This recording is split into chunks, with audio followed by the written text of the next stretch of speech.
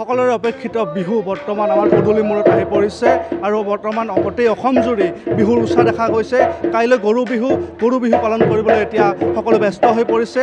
বিহুৰ আখৰাবোৰো এতিয়া সমাপ্ত হ'বলৈ সমাগম আহি পৰিছে আৰু মই উপস্থিত আছোঁ বজালীৰ সৰুপেটাতো ৰঙালী বিহু সন্মিলনী স্থায়ী সমিতিৰ উদ্যোগত আৰু ভাৰেগড় পানচৈ বিহুৱা দলৰ সহযোগত অনুষ্ঠিত কৰিছে 5 দিনীয়াকৈ বিহুৰ আখৰা আৰু এয়া আখৰাৰ দৃশ্য দেখুৱাবলৈ আমি চেষ্টা কৰিছোঁ এনি ভাৰতৰ দৰ্শকসকলক। মুহূৰ্তে এই আখৰা গৃহত যি প্ৰশিক্ষণ দি আছে তেওঁ প্ৰশিক্ষকগৰাকী মুহূৰ্তে উপস্থিত আছে। তেওঁৰ পৰা কিছু কথা জানিব বিচাৰিম। আপুনি ক'ৰ পৰা আহিছে? বঙাইৰ পৰা আহিছোঁ। বঙাইৰ প্ৰশিক্ষণ দি কেনেকুৱা অনুভৱ? খুব এটা ভাল অনুভৱ। আজি প্ৰায় 150ৰো অধিক প্ৰশিক্ষাৰ্থী ইয়াত অংশগ্ৰহণ কৰিছে। লগতে অভিভাৱকসকলৰ যি উৎসাহ, কণ মইনাসকলৰ যি উৎসাহ সেই দেখি নথৈ আনন্দিত হৈছোঁ। ইয়াতে বিহু নাম আৰু ঢোল বাদন এই প্ৰশিক্ষণ দিয়া হৈছে। মই প্ৰশিক্ষকগৰাকীৰ পৰা বিহু নাম শুনিবলৈ চেষ্টা কৰিম। পেপাতি ৰহে দৈ পেপাতি ৰহে দৈ পেপাতি কলি দৈ মহৰে শিং বজালে বজাবি ভালে কৈ বজাবি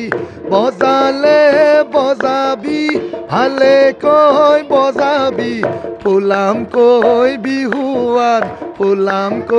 বিহুৱান দিম। নিশ্চয়কৈ এয়াই বিহুৰ আনন্দ আৰু এই এনেকৈ সৰু মইনাহঁতে ইয়াত আহি অংশগ্ৰহণ কৰিছে আৰু এনেকৈ বিহুত অংশগ্ৰহণ কৰিছে। মুহূৰ্তে উদ্যোক্তাসকল উপস্থিত আছে ইয়াত। তেওঁলোকৰ পৰা জানিব বিচাৰিম কিদৰে প্ৰস্তুতি চলাইছে বিহু উদযাপনৰ। আচলতে আমি যিখিনি সময়ত অসমৰ বিহু নৃত্য গীতে বিশ্বৰ দৰবাৰত সমাদৰ লাভ কৰিবলৈ সক্ষম হৈছে, সেইখিনি সময়তে আমি কিন্তু অনুভৱ কৰিছিলোঁ যে আচলতে আমাৰ গ্ৰাম্যাঞ্চলবিলাকত আগতে যিধৰণে বিহু আছিল, বিহুৱতী আছিল, ঢুলীয়া আছিল, পেপুৱা আছিল, লাহে লাহে কিন্তু নোহোৱা হৈছে। যিবিলাক মুকলি বিহুৰ দল বুলি ক'লে মুকলি বিহুৰ দল আছিল, এতিয়া লাহে লাহে মুকলি বিহুৰ দল আমাৰ এই অঞ্চলত নোহোৱা হৈছে।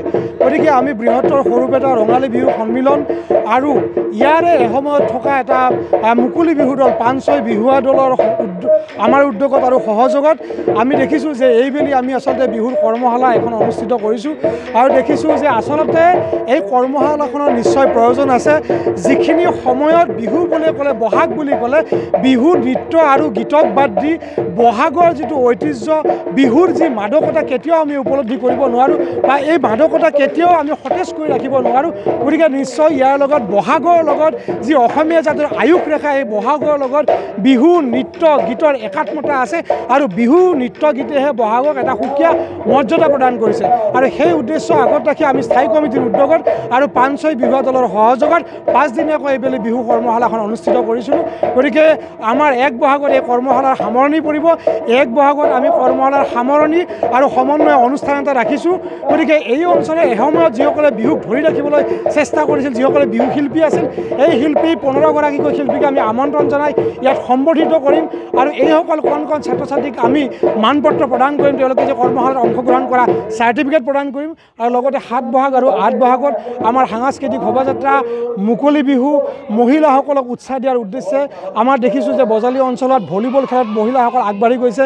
গতিকে মহিলা ভলীবলৰ আমি প্ৰতিযোগিতা 8 বহাগত ৰাতিপুৱাৰ পৰা অনুষ্ঠিত কৰিম আৰু 8 বহাগত সন্ধিয়া আমি সাংস্কৃতিক সন্ধিয়াৰে বিভিন্ন ধৰণৰ কৃষ্টি সংস্কৃতিক আমি আমন্ত্ৰণ জনাই এটা সাংস্কৃতিক সন্ধিয়া অনুষ্ঠিত কৰিম আৰু সাংস্কৃতিক সন্ধিয়া অনুষ্ঠিত কৰি আমি বিহুৰ সকলো কাৰ্যসূচী সামৰণি মাৰিম। আশা ৰাখিছোঁ যে এই কাৰ্যসূচী এই অঞ্চলৰ সমগ্ৰ ৰাইজৰ সহায় সহযোগিতা নিশ্চয় কৰিব আৰু লগতে বহাগে অসমীয়া জাতিক এটা নতুন শক্তি দিয়ক। সমগ্ৰ অসমবাসীয়ে এই বহাগতে এইবেলি অহা বহাগতে পুনৰ একত্ৰিত হৈ নতুন পৰিকল্পনা, নতুন প্ৰস্তুতিৰে অসমীয়া জাতিটোক যাতে আগবঢ়াই নিব পাৰে, অসমৰ কৃষ্টি সংস্কৃতিক যাতে বিশ্বৰ দৰবাৰত প্ৰতিষ্ঠা কৰিব পাৰে, সেই উদ্দেশ্য আগত ৰাখি আমাৰ এই পৰিকল্পনা।